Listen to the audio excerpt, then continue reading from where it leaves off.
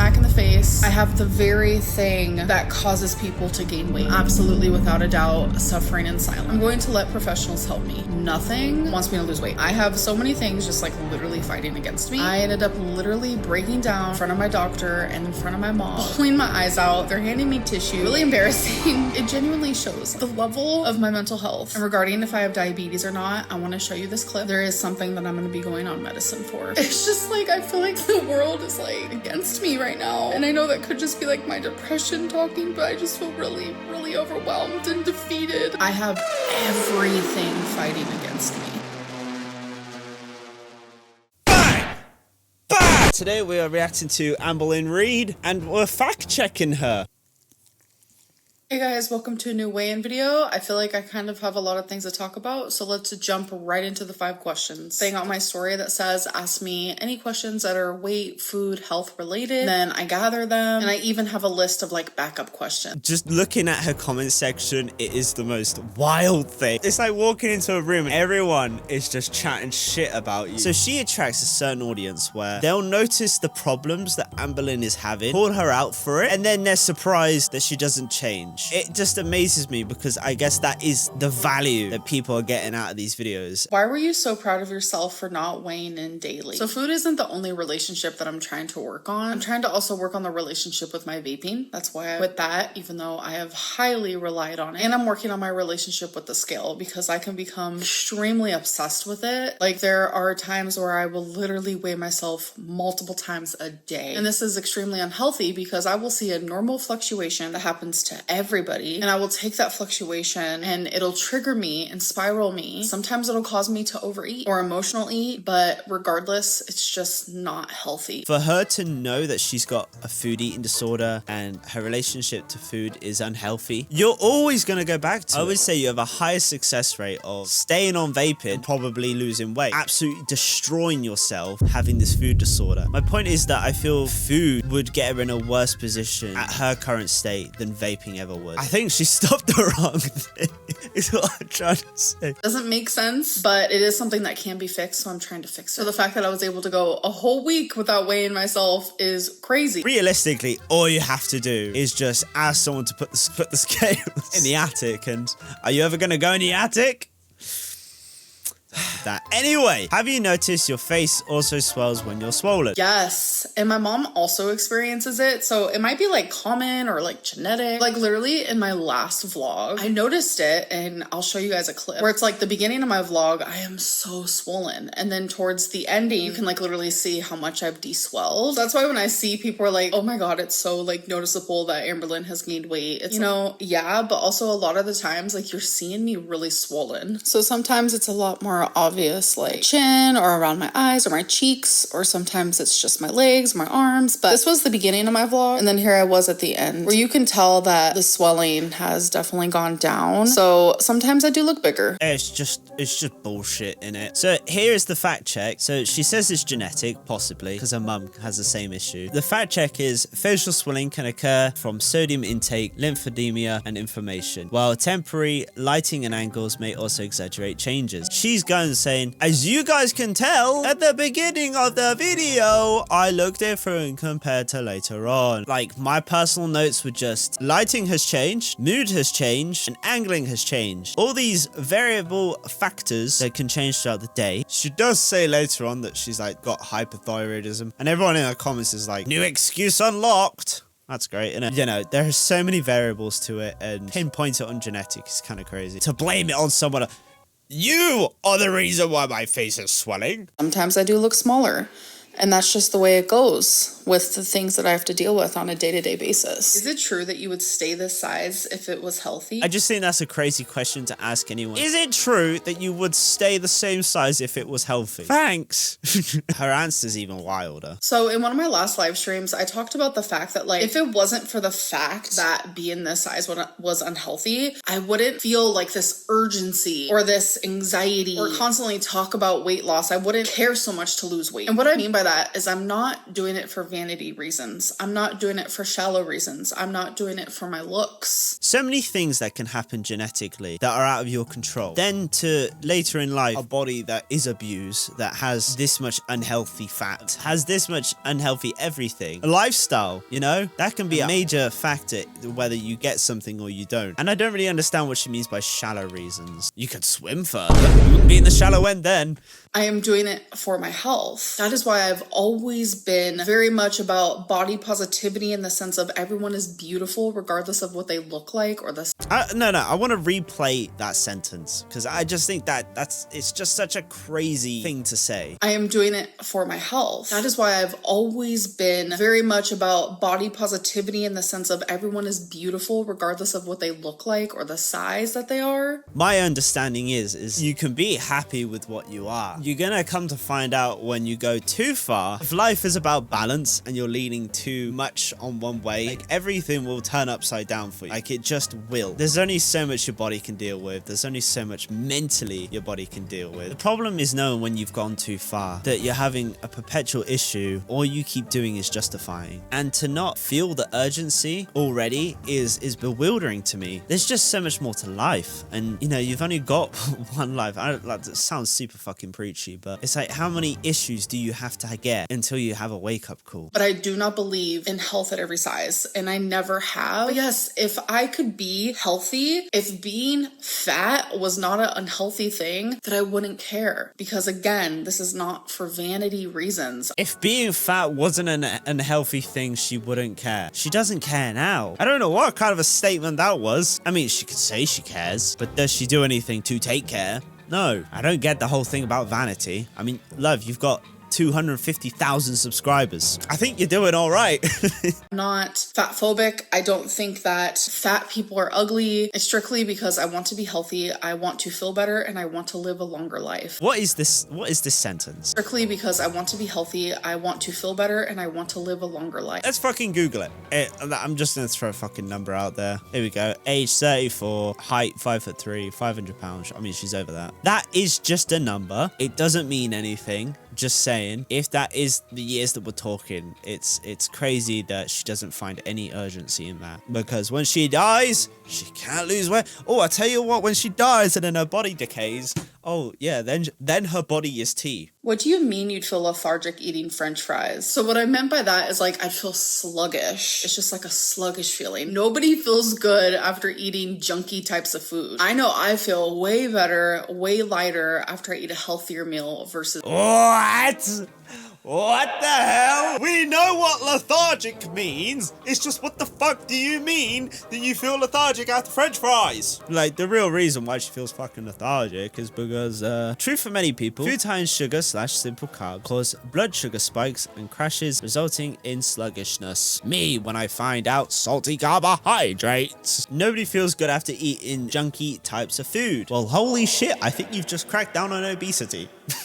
an unhealthy meal. But being lethargic and tired, those things can happen at the same time, but they are two different things. Because a lot of people are like, bro, you just said that you don't get tired after food, but now you're saying that you get lethargic. Yeah, two different things. While laziness is general disciplination to extra effort, feeling tired after eating or food coma is common experience. While it can manifest as lethargy, it's usually a temporary state due to the body's digestive process. I don't really understand maybe the person in question, because eating fries wouldn't make me feel lethargic. I would say it depends on quantity. All right, here's another one, and this is so specific to Amberlynn Reid. It just makes me laugh. Why do you go to Why do you go to Denny's after the hospital? So this was the most popular question I received this week is, why'd you go to Denny's after the hospital? My mom was hungry, and I'm not gonna lie, so was I. It was past midnight and we were at the hospital for hours. Neither of us ate anything that day. I was not expecting to be at the hospital that long, and neither was my mom. I didn't go to the hospital for some like crazy critical thing. I was directed by my doctor's office to go to urgent care, and then urgent care directed me to go to the ER because urgent care actually does not do ultrasound. And then I ended up calling the emergency room just to see like if I can come in, and they told me I should probably get that looked at. She didn't even get to the reasoning as to like the whole build up as to why. It was just straight away, well, my mom was hungry and then I happened to be hungry. It feels like she's blaming her mum. That's what I'm saying. Went there for an ultrasound. I didn't go there for like anything critical or crazy. Like, people still have to eat. My mom said she was not going to go home and like cook something. I didn't want to come home and cook something. It was really late. I was exhausted. I know she was as well. Like, eating is still a thing that happens regardless if someone goes to a hospital or not. Yeah. Yeah. Makes me wonder if there was maybe a cleaner option. There are some things that you can just figure out that doesn't mean that it makes you worse off. No one can control what she's eating. No one can tell her what to do, but it makes me interested as to see what her go-to meal would be. Not to criticize her or anything, it's just I would just like that perspective on why she chose that meal. Nobody eats junky foods and feels good after. All I'm saying is I just maybe think Denny's wasn't the go-to. And I got a salad at Denny's. So next part is I want to talk about how my week went. So I've been going through a lot of stress, anxiety, worry, depression, some very low lows. I have shared a very small fraction of it, but majority of it is happening behind the scenes. I'm absolutely, without a doubt, suffering in silence. So I did have my doctor appointment yesterday because I was able to respond to the wait list really quickly. When they sent me the text message, I accepted a new appointment. If you understand someone's mental health, then your attitude towards them changes, I feel like. Because at the beginning, seeing her consume all this food, I didn't know it was a coping mechanism. I didn't know it was something that she did maybe for views. I'm taking this time to kind of like understand more about her. Rain videos don't get as many views as my other videos, and I want majority of people who watch me to hear this because this is like a big change in my life that's about to happen. So I will be also talking about this in my weekly vlog. So the first thing I want to talk about is Zepbound. That is the GLP-1 that I was going to go on, which is the weight loss injection, and my doctor prescribed it to me. And based on all of the research I've done, I was like, okay, yes, it is very expensive, but it is doable. So I get to the pharmacy, and turns out that is not the case at all. The pharmacy told me that the prices have raised, and it's like, okay, in my head I was like, all right, so the first month is just the beginning dose, which is obviously the cheapest month. She's giving all this information out. I don't really understand why she's doing it, because it does kind of play into that whole justification of, here are the problems I have, and as long as you know that, it always gives me a reason to do this. The doctor told me that the beginning dose is not going to do anything for me. So when I increase the Zepbound, it's going to increase the price, and I don't have that money. That's okay. I am currently working on my relationship with food, and instead of doing it alone, I'm going to let professionals help me. My doctor did confirm, like, your hysterectomy makes it a lot harder to lose weight. And that was before I did my fasting labs, where I got results for something that literally makes me really emotional and makes me want to cry, but I'm not going to. We will get into that in a second. So on top of like my hysterectomy, my lymphedema, my lipedema, my messed up metabolism, it just seems like nothing wants me to lose weight. I have so many things just like literally fighting against me, but I'm not going to give up. Having those string of things just to be like, right, well, I've got this, I've got that. I don't know how you get those problems. I'm not going to do an in-depth analysis on lymphedema. I don't even know what the fuck it is. Anyone suffering from mental health issues would know that you just struggle doing anything. You know, it doesn't take a genius to be like, well, you're not going to lose weight if you're depressed. You're not gonna do this if you're depressed because, you know, because that falls into the lethargy category. I will never understand as a man what a woman goes through as she gets older. I never will. But to have all those hormonal changes and have all of these issues kind of compounding into one, I mean, don't take this the wrong way. Like, I can imagine it would just leave you worse for wear, because obviously if you're diagnosed with this, you're diagnosed with that, you're diagnosed with that other thing, it gives you all the reasons to be like, why, God, why? I'm not blaming God, but I'm not going to talk anymore because my opinion is kind of invalid when it comes to a female perspective. So let's hear more. They ask you like this depression screening. They ask you all these like mental health questions, and mine was not good. I ended up literally breaking down in front of my doctor and in front of my mom. I'm like bawling my eyes out. They're handing me tissue. Like, I had a full-fledged like anxiety attack right in front of him. It was really embarrassing, but it genuinely shows like the level of my mental health. Even someone just asking me like in my live stream a week ago, they were like, how are you doing? Like, it made me break down. I'm feeling everything so strongly and so deeply. My emotions are all over the place and I feel really low, and just a lot of mental health problems that I do not want to speak out loud. I just have constant, deep, painful emotions that I experience all day long. I mean, you can imagine how low you'd have to be to the point where you're breaking down if someone asks if you're all right. I mean, I feel empathy towards Amberlynn because I feel like it takes a lot lot of confidence to kind of speak out the way she is. But also, like, personally, I don't even think I could do this on video. I would confide in someone who, please don't take offense to this, Jesus Christ. It's like trying to find someone to confide in, and I don't think you should confide in the audience.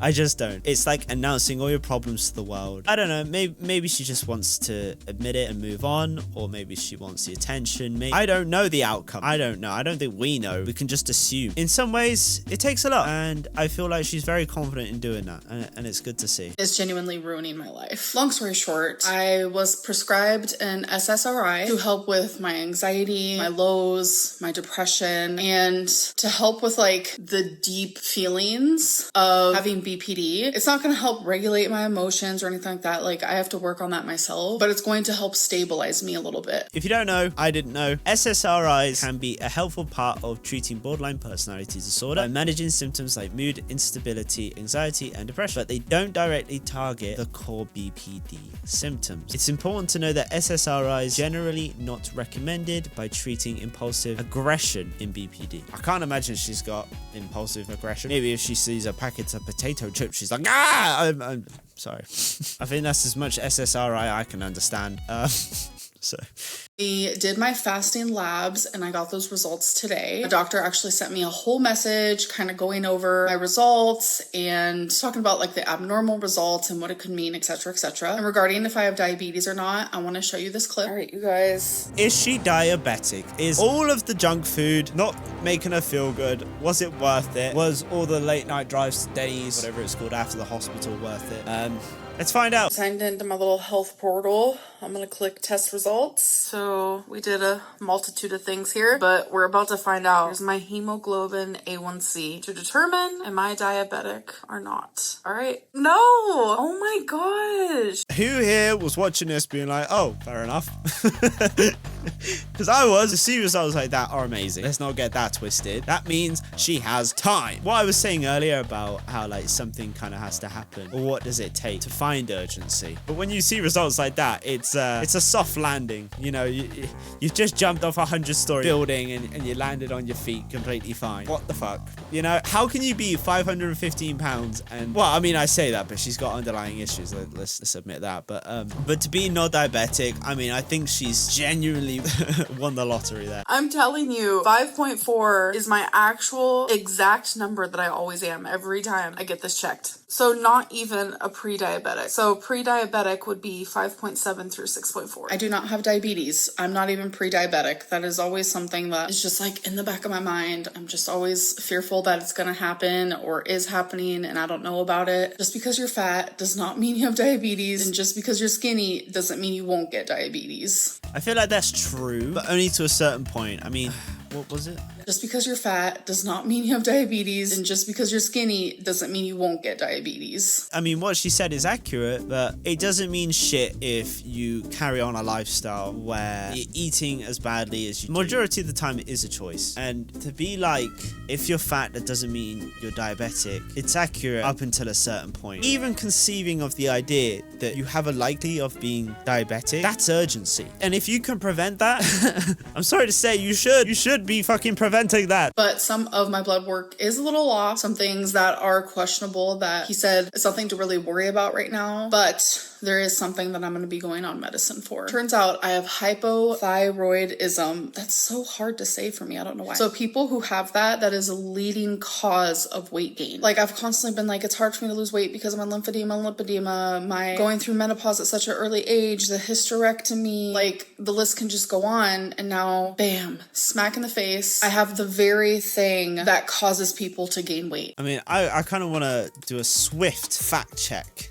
on hypothyroidism. It's not even like something to be made fun of. Of course, I'm not doing that. It's just, I just need to get a bit of education on it. Hypothyroidism is known as an overactive thyroid, is a condition where the thyroid gland produces too much thyroid hormone. Thyroid gland, a small butterfly-shaped gland in the neck, is responsible for producing hormones that regulate metabolism. In hypothyroidism, it produces an excess of these hormones. Like, it's just like, I feel like the world is like against me right now. And I know it could just be like my depression talking, but I just feel really, really overwhelmed and defeated. So having the hypothyroidism, God, I'm gonna hate saying that word. It causes like the hair thinning. So that's also like a double whammy. And it also causes like low moods and depression and exhaustion, brain fog, etc., etc. And I'm just like, wow, this is all also adding up for me. So on top of taking a medicine for that, I'm also going to be taking a vitamin D because it was a little low. It definitely has gotten higher every single time I've gotten it checked. It does surprise me how she really treats these videos like a therapy session. Here's what I did. I'm also taking vitamin D, but I've got hypothyroidism. It's just everything. It feels like I've just been given a key and being like, hey, here's Amber's life. Come on in. It's a confusing one, and I'm trying to keep up with it all. But a new diagnosis unlocked, I guess. Damn. Like, what next? Like, I genuinely went from taking 0 medicine to now I'm going to be taking 3 medicines a day. And I just feel overwhelmed and scared and frustrated. Like, I hate medicine. Although some issues are not preventable, it just leads you to imagine if you compare Amberlynn to an alternative storyline where she wasn't the weight she was, she didn't live the lifestyle she did, she didn't even know you two existed. That'd be fucking beneficial, wouldn't it? It'd be an interesting story. Let's just say that. Like, all these health concerns compared to if you kind of just got more of a control. My week's been rough, and these are just things that like I'm choosing to tell you guys because trust me, your girl has a whole other personal shit show of a life that she is currently going through right now. Bloody hell, imagine the things she hasn't told us. I forgot to wipe. Ah, sure, I didn't want to fucking know that's for sure. I'll have skids on the toilet, I don't fucking know. Yeah, fucking hell, what hasn't she shown us? And I'm telling you, my mental health is so fucking bad, and I cannot wait for this medicine to just like do what it's supposed to do, work in my body, and just me continue to like make healthier choices and just do things that are right for me. I don't think drugs are gonna make you have healthier decisions, okay? It's not a fucking genie in a bottle. It's not saying, oh, take 5 milligrams of genie powder. I mean, I wish. Jesus Christ, I'd take it. Okay, no. Well, actually, no, that's called Ozempic. Making healthier decisions via a drug. Jesus Christ, do you know how many people would fucking benefit from that? That's for sure. I don't know. Maybe the healthier decisions, I don't know if she meant it in this way, but it sounds more like she would be in the right mindset to choose this instead of that, instead of that, instead of this, and then eventually having a healthier diet. So now let's talk about the goals that I had last week, which was literally just one. Work on my relationship with food, and yes, I have still been doing that. So I have 2 goals this week. One is I want to keep a food journal. This will help me be aware of things that I'm eating because as you guys know, like I'm not counting the calories or anything like that. I'm strictly just like making better choices. But I'm finding myself like later in the night being like, what have I ate today? Like, why do I feel hungry? Or why this? Why? If I have a food journal, I'll know exactly what I ate. Keeping a food journal is like one of the very most recommended. Food journaling is one of the most recommended tools in nutrition therapy. I mean, she just said she forgets what she's eaten in a day. And I don't mean to be rude, but if she's eating takeaway 3 meals a day, just look at your bank statement, love. You know what I'm saying? Keeping a journal, it's a good idea. What have I ate today? Like, why do I feel hungry? Or why this, why that? If I have a food journal, I'll know exactly what I ate. Keeping a food journal is like one of the very most recommended things that like any dietitian or nutritionist will tell you to do. And my second goal is literally just take my medications as directed. And I want to document personally in my journal how I feel when necessary. So my last weigh-in from last week was 513.0, and this week I'm 516.0, and I'm telling you, not surprised. What? Have you gained weight? Feels like everything that she's saying is kind of like leading into this perpetual issue where now she has all these things, she can say, oh, this is the reason why I'm not losing weight. I don't know if it's a study by study basis, but there are people in the comments saying otherwise. I've lost 210 pounds with hypothyroidism. Please don't use this as an excuse. 5 to 10% of women have hypothyroidism. It's a very common and easy to treat. It also does not cause someone to weigh over 500 pounds. Yeah, I mean, like that being a new issue, like she doesn't have any room for excuses because if she, I mean, how long has she weighed 500 pounds? How long has she weighed 400 pounds? How long has she weighed 300 pounds? You know, she's 5'3". Jesus. I have everything fighting against me. And right now, I am so overwhelmed with everything going on that I literally just cannot care over 3 pounds of a fluctuation. Genuinely can't. If it happens again next week, that's when I'll care. All right, I'll see you guys in my next video. We've experienced a lot in this video, and it's the fact that I've just been tweaking out over the fact that she doesn't have diabetes is something to be reckoned with. So, here are a few things to summarize this video. She doesn't have diabetes. It's good. She was diagnosed with hypothyroidism. She has medication for these thyroid issues and mental health. She's blamed her mother over a swollen face. Thank you guys so much for watching. This has been another Amberlynn Reid video. I know we've got through this together, clawing at the floor, just trying to get through it. But genuinely, if you've enjoyed this video, smash the like button, subscribe down below. If you watch this far into the video, comment the word doctor. Yeah, there you go. Yeah, comment the word doctor if you watch this far into the video. I'll see you guys in the next one.